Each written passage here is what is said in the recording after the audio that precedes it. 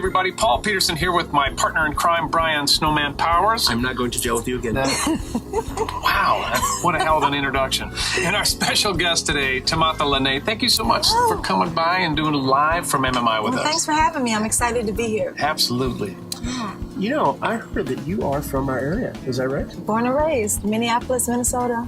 North Minneapolis, Minnesota. North Minneapolis. Yes. Shout out to North. You got to shout out. Yeah. All right.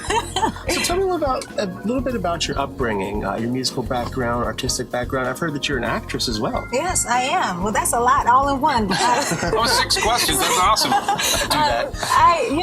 I come from a family that loves music. My father, I feel, is my main inspiration for my love of music. Because growing up, he had all the greats, all the great tapes back then. It was tapes. Mm-hmm. Like Motown, The Temptations, and then he had like Sade and the gospel greats like Andre Crouch and the Winans. So I just feel like I grew up listening to so much music and so many different types of music, and that just inspired me to always want to sing. So I've always loved to sing. Now, how have you blended the actress and the musician together? Well, I do a lot of musical theater, so it's easy to blend acting. There's the blend right exactly. there. So it's on stage. I love to dance. I love to move.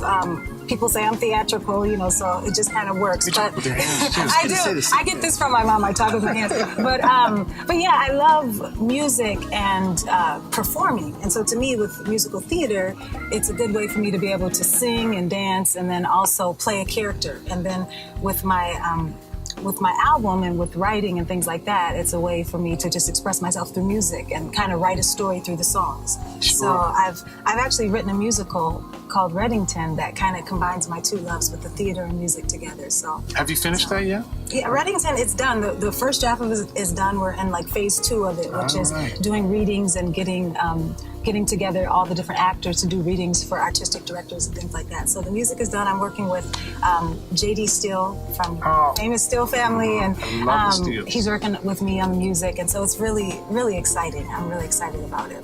So you also have a record out right here, Yes. Red. And tell me, Red. you actually...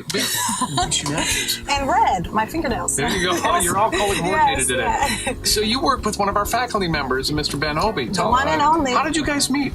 Tell us a little bit about that. Oh, man, we're going back now. So I was actually singing at a friend of mine's wedding. And then someone else who's a music legend here in the Twin Cities is Pepe Willie. Of course. And he was at the wedding and came up to me. He's like, how would you like to perform in Puerto Rico and the Bahamas and Cuba? Have you did that? Yeah, and I was like, I'd love that if it could happen. Love you, Pepe.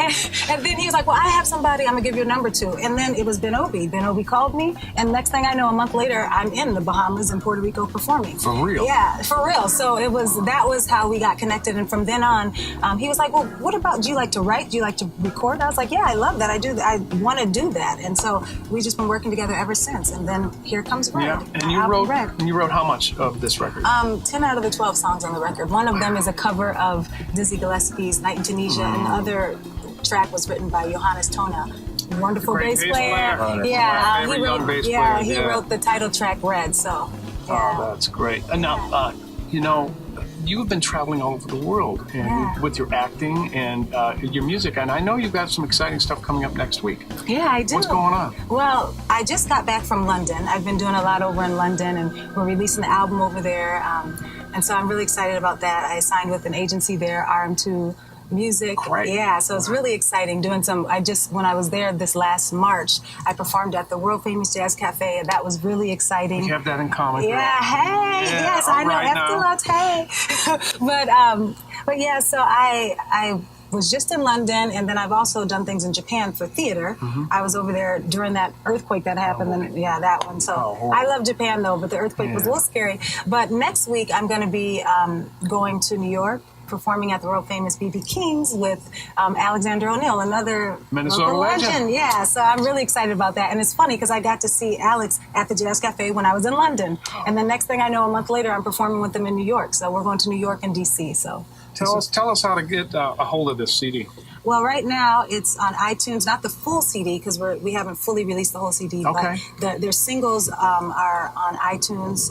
I have a single with Stokely Williams from Mint Condition, another and then Minnesota Minnesota music legend, and a couple other singles. Talking to Myself, People Pleaser, which I also have videos for. If you go to YouTube, you can check those out. But iTunes is where you can find the singles, and then it'll also be released on iTunes, the full album in July. So. All right. Yeah. Sweet. Well, thank you so much. We'll be back with some wonderful music from Timotha very soon.